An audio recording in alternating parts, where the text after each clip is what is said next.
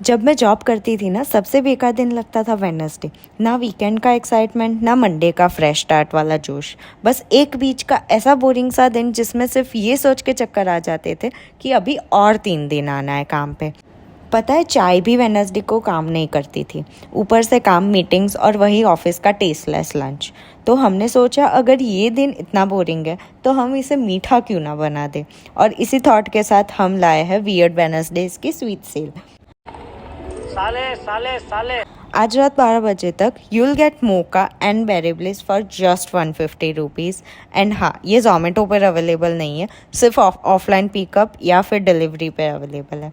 And trust me, सुबह जैसे मैंने ब्रॉडकास्ट चैनल पे डाला ना, हमारे कॉर्पोरेट क्यूटीज़ ने फटाफट से ऑर्डर डाल दिया। मतलब लोग चाय के बदले अब पुडिंग खाना प्रेफर कर रहे हैं ऑफिस डेस्क पर। Because why not. वेडनेसडेज बचाने का बेस्ट तरीका है एक स्पून फुल ऑफ हैप्पीनेस। तो अब आप किसकी वेट कर रहे हो?